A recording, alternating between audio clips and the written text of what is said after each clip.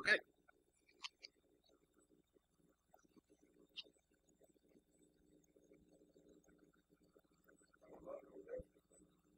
Ready? Okay. Thanks. All right. So, what if Petraeus was a hacker? Let's talk about email privacy for the rest of us. And I'm Phil Cryer, better known online as Faker. I consider myself an open source technologist, InfoSec researcher, and sometimes speaker, and privacy advocate. Now, last time I gave this talk, I covered some of the details at the end, and after going through so much stuff, I kind of want to, focus on things to think about during the talk as well as after. So, when I'm talking about email privacy, I want to talk about obviously the connection between you and your email service, which is standard HTTP process, but also security of the connection between mail servers when your mail is actually transferring over the internet using TLS. But also securing the content of your email, so it's like encrypting email before you send it. And of course, securing the storage of your email with disk encryption or other methods. So, is there privacy in email? Earlier this year, Woz had some interesting things to say about it, and basically pointed out that if you're mailing a letter, you have legal guarantees, but we don't have that with email. And so everything you send as email can be, viewable, and it's totally out there, unencrypted. He thinks the big companies and Google and Apple miss the opportunity by not including encryption, at least as an easier option to use in their clients. And then, so we look at mail, and we know that it's a violation of the federal law for anyone in the United States to open somebody else's mail. And in other countries, the constitutions guarantee more privacy than we have here. And they talk about controlling contents of one's mail or privacy is censorship and violates their civil rights. So let's look at some of the laws on email. Basically, in the U.S., there's really no constitutional guarantee on email privacy or correspondence just in general. There's the Fourth Amendment, but that gets down to a requirement of the reasonable expectation of privacy, which becomes kind of subjective. Email and other digital documents are protected by the Electronic Communications Privacy Act, and that was in 1986. And it's been criticized because there's not a lot of judicial review over demanding that consumers' information from internet providers.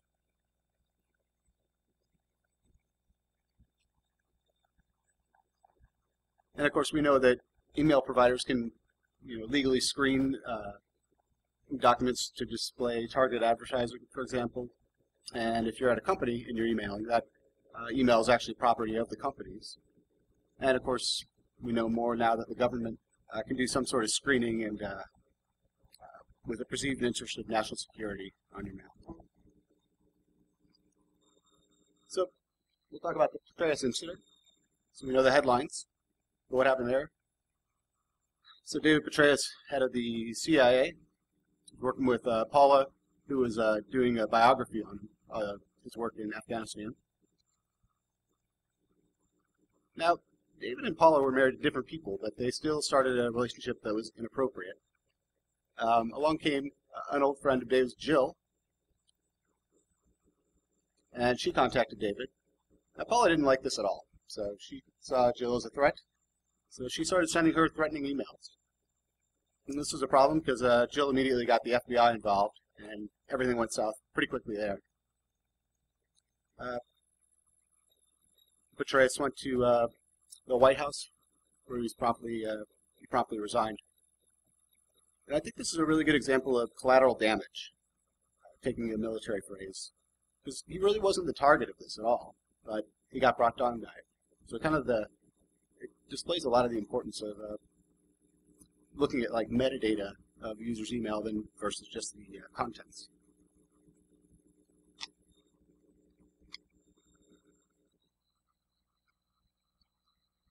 And digging into it a little more, looking at how Petraeus was actually caught through all this.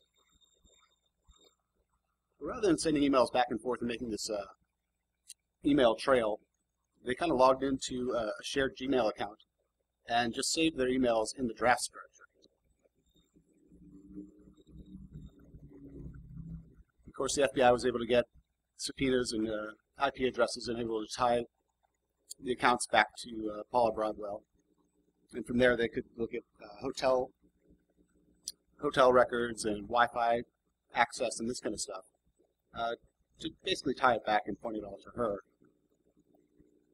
And interesting, these kind of things didn't require any sort of judicial approval or a Fourth Amendment search warrant.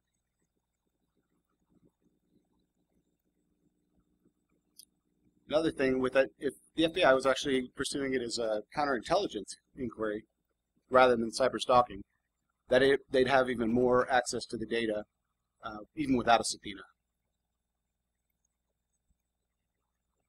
Mark Rothenberg from Epic talks about basically the unexpected disclosures like this is just really common in computer-related cases because there's just so much data, it just becomes really open-ended.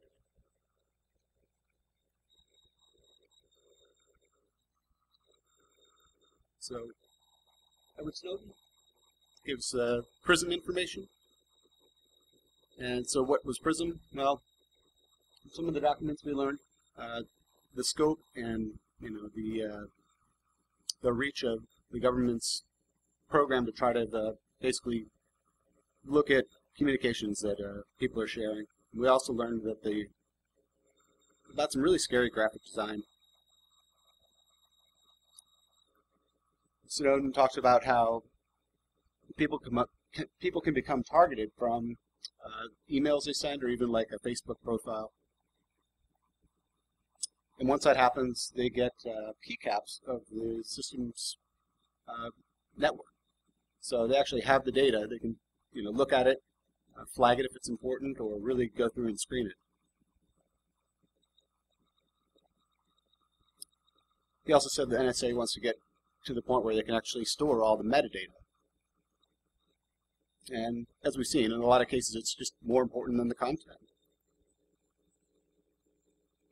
XKeystore is a program they have that we learned about. Kind of just a front end for like different kind of database queries. They store things like chat, email, web browsing histories, and it makes it really easy for them to search through and pull up information on people. And one snippet we got in 2012, there's 41 million individual records collected in a month. And the emails get stored for 3 to 5 days, depending on if they're interesting. And if they're more interesting, they can be stored for up to 5 years. Stone also pointed out that the U.S. is not the only country doing this, and that the so-called Five Eyes, Canada, New Zealand, Australia, and the UK, really go beyond what the NSA is doing themselves. Bruce Schneider called in, and he points out that the NSA was collecting email and other data on activity of both Americans and foreigners.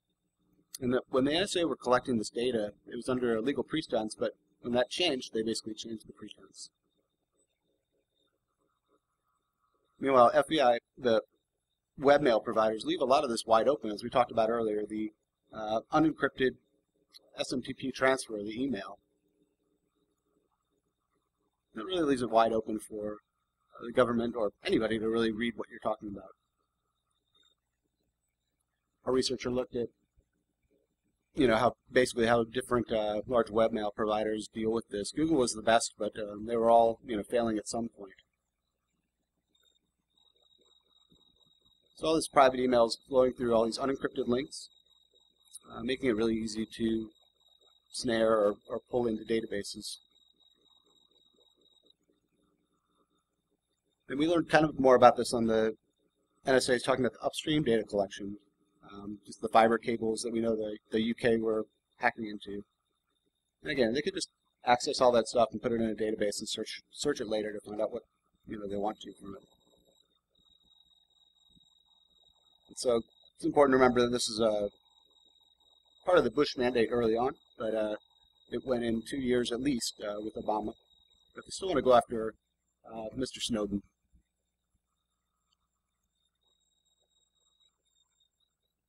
Now, for the NSA's part, they've had a lot of this before.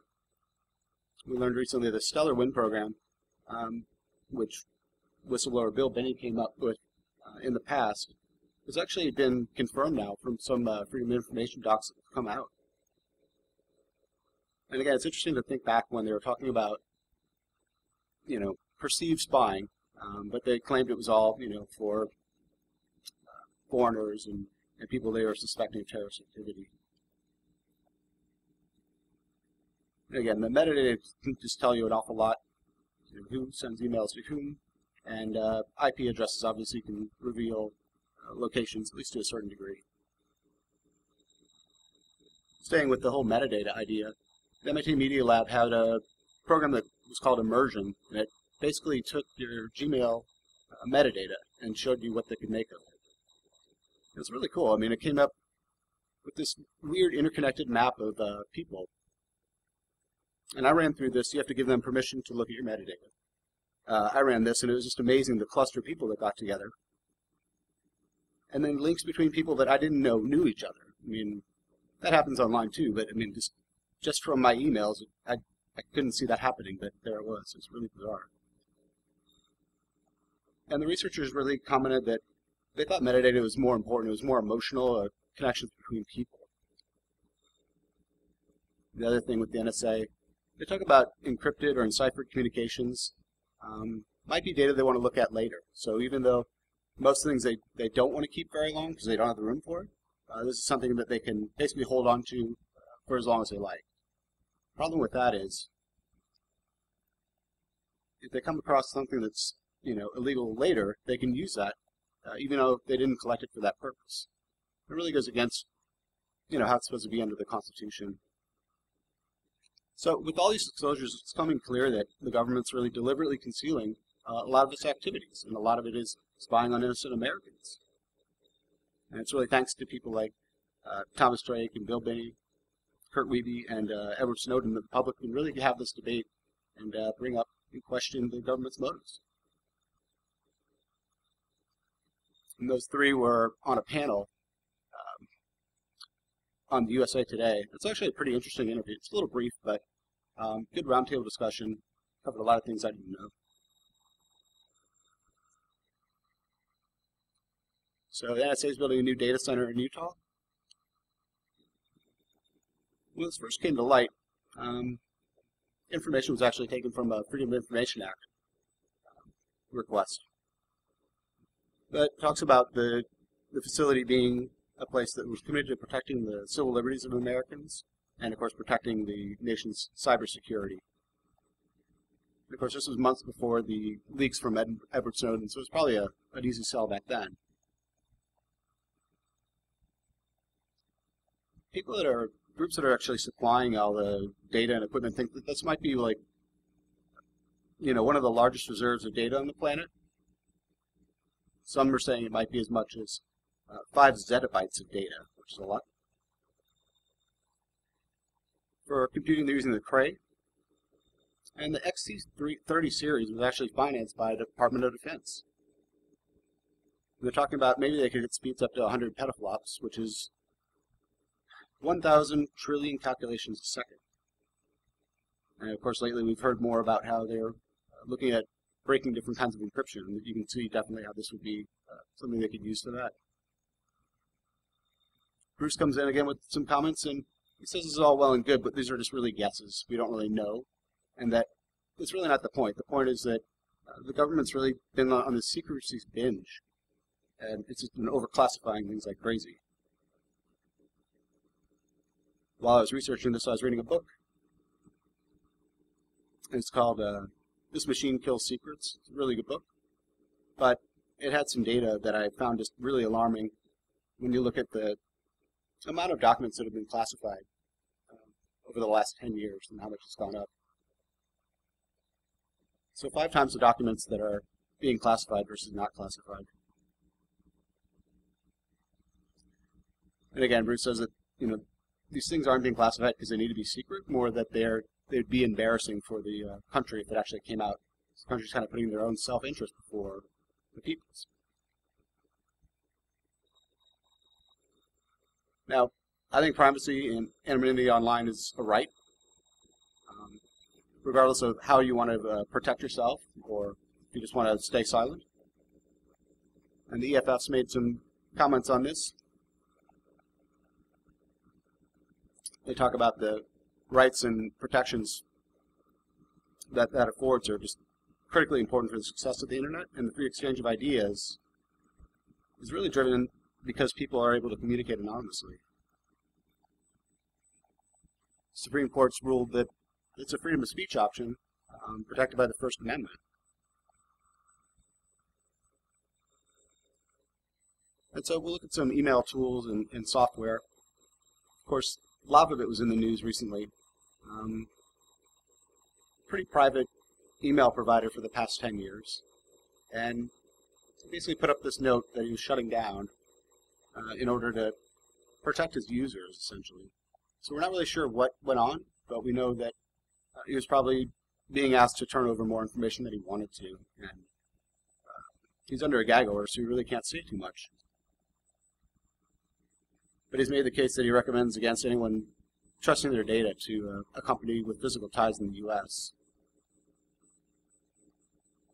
And that afternoon, the same day that happened, that afternoon, Silent Circle, who basically gives different kind of global encryption options to use, shut down some of theirs. Silent Circle is run by Phil Zimmerman. He was the creator of PGP. And again, they had email, phone calls, text messages, video chat, but they closed down their email. And basically their email was the thing that wasn't really their product end-to-end, right? So the other things, they could fully control that it was secure end-to-end. With email, they just couldn't. They could secure it on their end and the next hop, but after that, they really couldn't. So in interviews, they pretty much said that this was kind of there because people wanted it, but they knew it really wasn't a great option. So other groups are looking at this. There's something called StartMail coming soon. This might have a chance because it's actually backed by the people that do IC-Quick, which is a really private search engine. And they talk about wanting to have an alternative versus all the big company provided web products.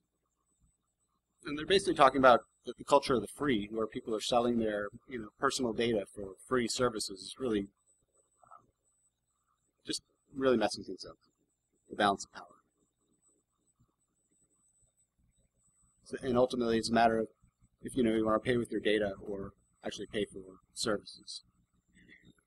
Other groups like Pirate Bay are looking at building an NSA-proof messenger app. They talk about, in this day and age, we really shouldn't be doing anything unencrypted. But you really have to look at different things, not just, what company is dealing with it, but actually who runs the infrastructure and, legally what jurisdiction they're in. So .com Mega actually is getting into the mix too, and he wants to get messaging with fully encrypted email. And there's other things like purpose-built privacy tools. So Strongbox is something the New Yorker uses that makes it easier for sources to turn in data while staying anonymous. Essentially, they can only connect to it through Tor, and they get a certain ID where they can transfer requests, messages back and forth, but still maintain their privacy. The software is built off of Deadrop, and Deadrop is pretty interesting because it was really the last project that Aaron Schwartz worked on before he died. Once again, a contact gets a unique code name, and there's a relationship established, but again, it's nothing that anyone can trace back to that user. So I've read articles on how Snowden could have stayed more anonymous, and I think this would just be the perfect tool because it's exactly what it was designed for.